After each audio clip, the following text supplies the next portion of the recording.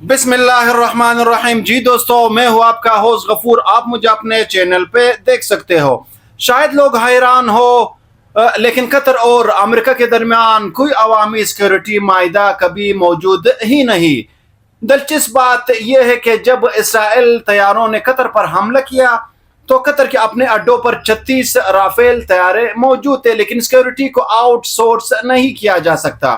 عرب ممالک کو یہ حقیقت سمجھ لینی چاہیے کہ صرف مہنگے ہتھیار خریدنے سے تحفظ حاصل نہیں ہوتا، بلکہ اس کے لیے عملی اقدامات بھی ضروری ہے۔ اسرائیل کے لیے قطر اور غزہ میں کوئی فرق باقی نہیں رہا، کیونکہ ایک کے ساتھ دفاعی نظام ہی نہیں ہے اور دوسرے کا پورا دفاعی نظام امریکہ کے ہاتھوں میں ہے۔ قطر کے وزیر اعظم اور وزیر خارجہ محمد بن عبد الرحمن بن جاسم نے امریکی صدر ڈونلڈ ٹرمپ اور امریکی وزیر خارجہ سے ملاقات کی ہے۔ سرکاری طور پر کہا گیا کہ دونوں ممالک نے تعاون کی بات کی ہے، لیکن پس پردہ قطر نے یقیناً امریکہ سے سیکیورٹی گارنٹیز کی بات کی ہوگی، کیونکہ حملے کے وقت قطر کا دفاعی نظام امریکی افسران ہی چلا رہے تھے۔ ابھی سوال پیدا یہ ہوتا ہے کہ یہ امریکی افسران قطر کا ٹوٹل نظام کیوں چلاتا ہے؟ تو اصل میں 1992 میں قطر اور امریکہ نے ایک سیکیورٹی تعاون معاہدہ کا اعلان کیا تھا، لیکن اس کی تحریری شرائط کبھی قطر کے عوام کے سامنے نہیں لائی گئی، حتیٰ کہ قطر کے عوام ہی نہیں جانتے کہ ان کے ملک اور امریکہ کے درمیان کیا معاہدہ طے پایا تھا۔ یہی آمرانہ نظام اور جمہوریت میں فرق ہوتا ہے کہ عوام کو اہم فیصلوں سے بے خبر رکھا جاتا ہے۔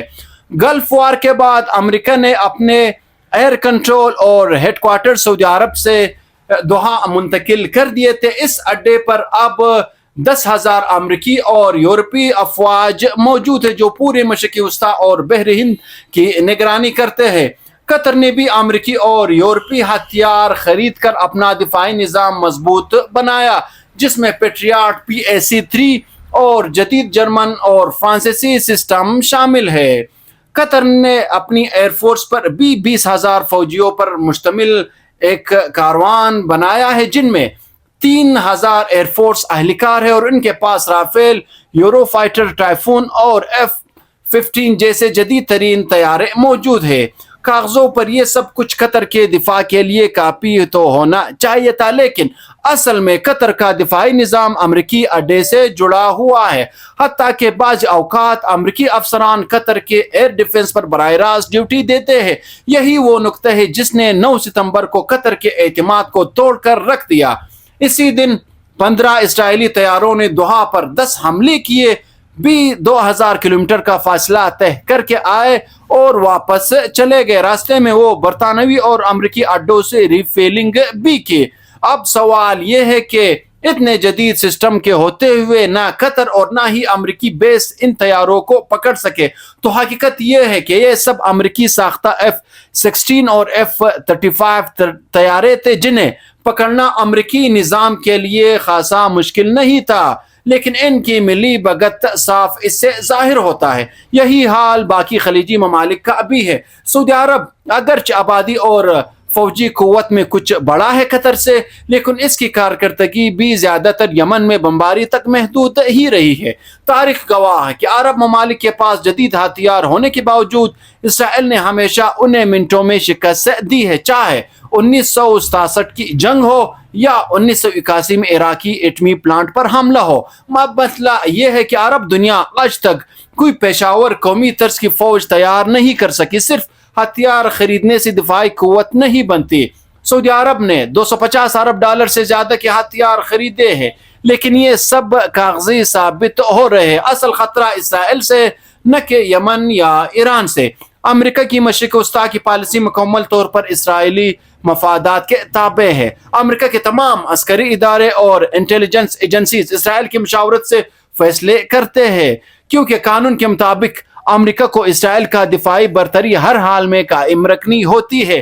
اس لیے اسرائیل جب چاہے کسی بھی عرب ملک پر حملہ کرنا ہے، اور امریکہ یا تو پہلے سے اعتماد میں لیا ہوتا ہے یا بعد میں صرف امریکہ بہانے بناتا ہے۔ اور مغربی ممالک کی بات اگر ہو جائے تو وہ فلسطین کے معاملے پر صرف دکھاوے کے لیے انسانی حقوق کی بات کرتے ہیں، لیکن اصل میں وہ کبھی فلسطینی ریاست کو مضبوط دفاع کے ساتھ تسلیم نہیں کریں گے۔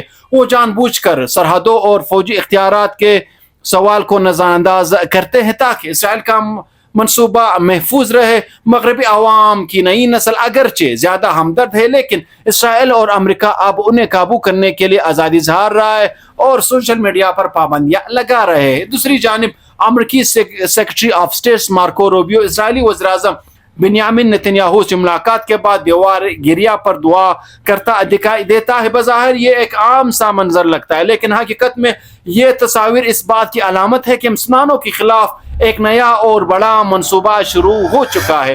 پس منظر یہ کہ حال ہی میں قطر کے وزیر اعظم نے امریکہ کا دورہ کیا تھا اور وہاں سے امریکی قیادت سے ملاقات میں انہوں نے اسرائیلی حملوں پر سخت احتجاج کیا تھا۔ انہوں نے صاف الفاظ میں بتایا کہ امریکہ اور اسرائیل نے دھوکہ دیا ہے۔ قطر کی قیادت نے امریکہ کو وارننگ دی کہ اگر اسرائیل کو نہ روکا گیا تو وہ روس یا چین سے متبادل شراکت داروں کی طرف جائیں گے۔ اس صورتحال نے امریکہ کو سخت دباؤ میں ڈال دیا، کیونکہ قطر اور خلیجی ممالک نے امریکہ کے ساتھ تقریباً 5000 ارب ڈالر کی سرمایہ کاری کے وعدے کر رکھے ہیں۔ اسی پس منظر میں ٹرمپ نے مارکو روبیو کو ہنگامی طور پر اسرائیل بھیجا۔ بظاہر تو اسے چاہیے تھا کہ وہ نتنیاہو کو سخت وارننگ دیتا، مگر اس کے برخلاف انہوں نے الٹا جا کر دیوار گریا پر رسومات ادا کی۔ یہ وہ رسومات ہے جو اسرائیل اور امریکہ عام طور پر کسی بڑے منصوبے کے آغاز سے پہلے کرتے ہیں۔ اس سے یہ پیغام ملا کہ امریکہ نے نہ صرف اسرائیل کو وارننگ دی بلکہ اسی کے منصوبوں کو سبز جھنڈی یعنی گرین سگنل دی ہے۔ اس وقت قطر میں عرب اسلامی سمٹ جاری ہے اور قطر کے وزیر خارجہ جو اسی کے ساتھ وزیر اعظم بھی ہے، اسی نے زوردار تقریر کی ہے جو شاید اکثر لوگوں نے پوری طرح نہیں سنی ہے۔ انہوں نے واضح الفاظ میں اعلان کیا کہ اسرائیل کی جانب سے قطر پر کیا گیا حملہ نظر انداز نہیں کیا جائے گا۔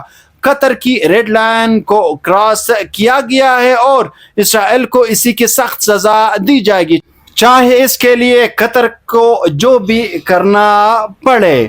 وزیر اعظم نے بار بار کہا کہ قطر کے پاس پیسہ، ٹیکنالوجی اور وسائل موجود ہے، اور اگر دنیا خاموش رہی اور اسرائیل کو اس کی سزا نہ دی گئی تو پوری تباہی یقینی ہے۔ دنیا کی ایک ملک کی بھی اینٹ باقی نہیں بچے گی۔ ان کا پیغام محض بیانیے تک محدود نہیں تھا۔ انہوں نے اسلامی ممالک کو ایک جگہ جمع ہونے، مل کر فوجی قوت بنانے، لڑنے اور ایک دوسرے کا تحفظ کرنے کی اپیل کی ہے۔ یعنی اس نے صرف سفارتی احتجاج نہیں بلکہ عملی عسکری قدم اٹھانے کا بھی دنیا سے مطالبہ کیا۔ قطر کے وزیر اعظم نے زور دیا کہ اسرائیل کی رسائی اور صلاحیتیں زیادہ گہری ہے جتنی عام طور پر سمجھی جاتی۔ ان کا کہنا تھا کہ اسرائیل کو اندرونی انٹیلیجنس تھی کہ کس عمارت میں کون تھا، کس وقت کون وہاں کیا کر رہا تھا، کس جگہ ان سب کو مارنا ہے، حتیٰ کہ موساد کے ذریعے خفیہ آپریشن کا منصوبہ بھی بنایا گیا تھا، مگر قطری قیادت نے اندر سے آپریشن کرانے کی بجائے باہر سے جوابی کارروائی کا ابھی فیصلہ اسرائیل کے خلاف کیا ہے، اور توقع یہ تھی کہ امریکہ انٹیلیجنس تعاون فراہم کرتا قطر کو اور اسرائیلی جو حملہ تھا اس کو روکا جاتا، لیکن اس کے برعکس امریکہ انٹیلیجنس کی جو معلومات تھی وہ قطر کے ساتھ شیئر نہیں کیا گیا۔ اس وجہ سے امریکہ بھی اس جرم میں برابر کے شریک ہے۔ قطری وزیر اعظم نے تقریر کا بار بار دہرایا گیا نکتہ یہ ہے کہ اسرائیل کے ہاتھ بہت لمبے ہیں۔ تقریر میں کہا گیا کہ اسرائیل جانتا ہے کہ اہم رہنما کہاں پہ ہے، غزہ سے لے کر قطر، ایران اور لبنان تک، اور اس نے ایرانی جنرلز، حزب اللہ کے کمانڈر اور حماس کے لیڈرز کو دور دراز مقامات پر نشانہ بنا ہے۔ لہٰذا اسرائیل کے انٹیلیجنس اور ضرب لگانے کی صلاحیت عالمی سطح پر بالکل مخصوص ہے۔ قطری وزیر اعظم نے یہ بھی دعویٰ دہرایا کہ اسرائیل نے بعض اوقات خواتین ایجنٹس اور نیٹ ورکس کے ذریعے ایرانی شخصیات اور دیگر اہداف کے بارے میں مکمل معلومات حاصل کی اور یہ معلومات اسرائیلی سروسز کو پہنچائی گئی۔ قطری وزیر اعظم کی تقریر میں قیدیوں یعنی ہوسٹیجز کا مسئلہ بھی بار بار اٹھایا گیا۔ قطری وزیر اعظم نے سوال کیا کہ اگر اسرائیل کو واقعی معلوم ہے کہ قیدی کہاں ہے تو وہ انہیں کیوں رہا نہیں کرتے. ان کا موقف یہ تھا کہ اگر اسرائیل قیدی رہا کر دے تو جنگ ختم ہو جائے گی، لہذا قیدیوں کو بطور ڈال برقرار رکھنا، جنگ کو جاری رکھنے اور مزید تباہی کے لیے اسرائیل نے جواز فراہم کرنا ہے.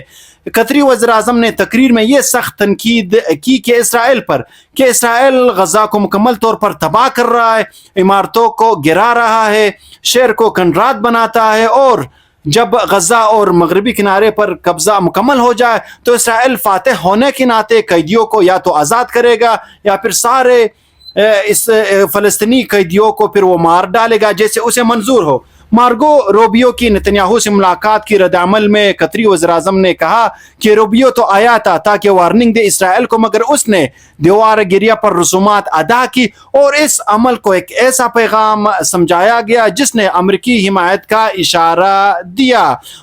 قطری وزیراعظم نے ڈونلڈ ٹرمپ کے بیان کو بھی کمزور قرار دیا. جیسے ڈونلڈ ٹرمپ نے بتایا تھا کہ احتیاط برتے دونوں ممالک، تو اس نے کہا کہ یہ جیسی نرم اپیل کو اس وقت کمزور کہا گیا کہ یہ دراصل اسرائیل کو اتنی آزادی دے رہی ہے اس بیان کی وجہ سے کہ وہ سخت کارروائیاں جاری رکھ سکے. وہ قطری وزیراعظم کا خیال ہے کہ امریکی اشارے نے نہیں روکا بلکہ قابل قبول حد تک جگہ دے دی اور جواز فراہم کی جس سے اسرائیل اپنی آپریشنز آگے بڑھا رہا ہے. آخر میں قطر کے وزیراعظم نے کہا کہ مارکو روبیو صرف پیغام لے کر نہیں آیا بلکہ وہ امریکہ میں ایک نیا قانون بھی لانے والا ہے جس کے مطابق کوئی امریکی شہری یا وزٹر اسرائیل پر تنقید نہیں کر سکے گا. اس سے واضح ہوتا ہے کہ وہ اسرائیل کے خلاف کھڑا ہونے نہیں بلکہ اسرائیل کے مکمل سپورٹ دینے آیا تھا. ابھی آخر میں نتیجہ یہ نکالا گیا کہ مسلمانوں کے لیے ابھی مستقبل میں حالات بہت خطرناک ہے. اگر اب بھی اسلامی ممالک نے روس اور چین جیسا متبادل بلاک کے ساتھ اتحاد نہ بنایا اور ان کے ملک اور معیشت تباہ ہو جائیں گے. اسٹاک مارکیٹ کریش ہوگی، کرنسیاں گرے گی، لیکن اگر اتحاد نہ کیا تو ملک ہی باقی نہیں رہیں گے. یہی اصل پیغام تھا کہ اب فوری طور پر عملی اقدامات کرنے ہوں گے.